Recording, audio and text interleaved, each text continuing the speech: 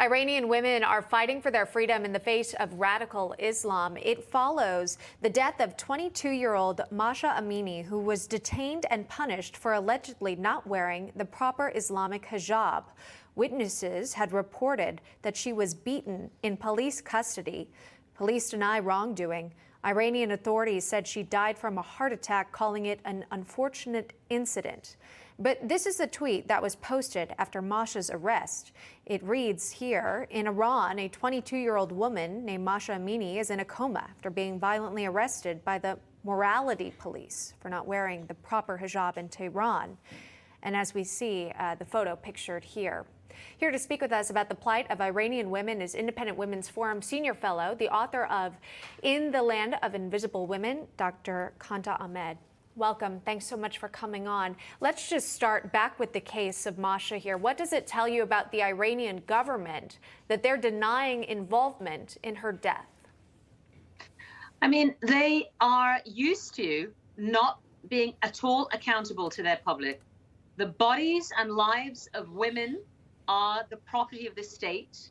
A woman's life is expendable. What's not been mentioned in many news networks that I've been watching for the last few weeks is that the woman that was murdered at the hands of the state or in state custody, Masha Amini, is in fact Kurdish.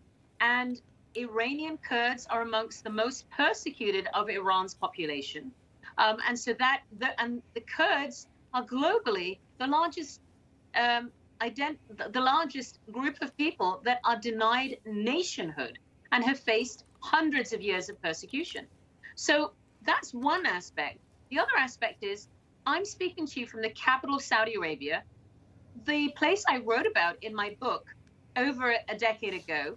And Saudi Arabia is the heartbeat of Islam. And people here are watching these protests and cannot relate because so much transformation has happened in Saudi Arabia, where once I was regulated, I had to wear a veil, I was not allowed to drive. All those restrictions have gone away on the basis of moderate Islam that the King of Saudi Arabia, the Crown Prince Mohammed bin Salman, the Secretary General of the Muslim World League that's invited me here, Dr. Mohammed Al-Isa, has steered the kingdom towards. So Iran is what happens if you do not combat fundamentalist Islamist orthodoxy. And Saudi Arabia is what can happen if you allow true Islam to blossom and eliminate Islamist ideology. And Saudi Arabia, led by the young Crown Prince Mohammed bin Salman, has been able to achieve that transition non-violently, without deaths, without massive revolutions, and with full support of his nation's population. It's really surreal to watch Iran while I'm here in Riyadh. Well, we should point out that what's happening in Iran has taken place now for 3 weeks, again, following her death. Tell me about the consequences these women potentially face when they are out on the streets protesting her death. Well, you saw the leader of Iran give a speech recently at the Female University where he mentioned that these protesters, and he related it to a Persian poem, were no more than the sound of a fly that would pretty much be swatted out and extinguished. His broadcasts have been hacked. I think they are underestimating the rage and fury of the Iranian people. My concern, and also the Wall Street Journal reported last night here, local time, that these protests have spread to oil-producing areas in southern Iran. And of course, energy is the lifeblood of Iran, even as it's sanctioned. And its energy-producing capabilities are also of great interest to the Biden administration that's very keen to lift American sanctions on Iran.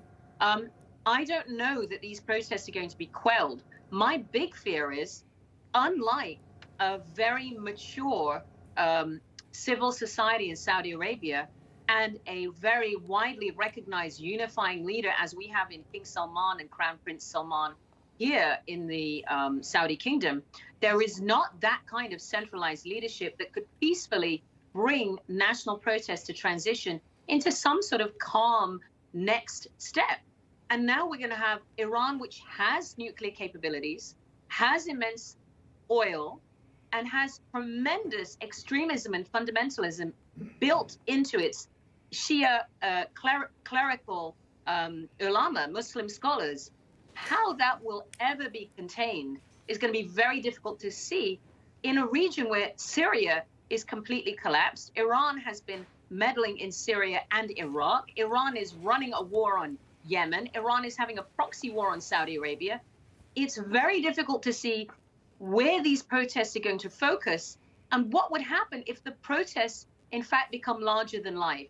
It's going to be extremely difficult for anyone inside or outside of Iran to manage. Right. And again, just the risk that these women are willing to take, the morality police going around and reportedly beating women if they're not properly wearing their hijab. So Emma, thank you for bringing that to my attention. And I want to say we greatly admire, and I as a Muslim woman greatly admire the bravery of these women and the sacrifices that they're making of their lives and of their families. And it's also the men supporting them. So yes, that's important to underline, and thank you for bringing that to my attention. It stood out to me.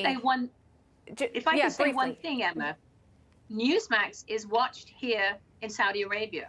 And my last appearance with you on your network, that was watched at the echelons of Saudi Arabia, which has got the attention of some of the leaders here, which is why the Muslim World League invited me personally to come as a guest of His Excellency, the Secretary General, Mohammed Al-Isa, who's the leading scholar to have led worship at Auschwitz, who's the leading Muslim scholar to have met the Pope, who's hosted rabbis and Christian priests here in the kingdom. That is not a cosmetic change in Saudi Arabia. That is a fundamental, profoundly spiritual change that's coming from the top and also the bottom in the society. So I really appreciate Newsmax giving us a chance to give you a much deeper view of Saudi Arabia and the region than most networks. Well, we appreciate having viewers tuning in from all over the world. And of course, we continue to follow the very latest developments out of Saudi Arabia. Major development there from the U.S. Senator Bob Menendez earlier today regarding cooperation with them. We covered that earlier on our network as well. Dr. Qanta Ahmed, thanks so much for coming on. Appreciate these conversations as always. Real pleasure. Thank you. Absolutely.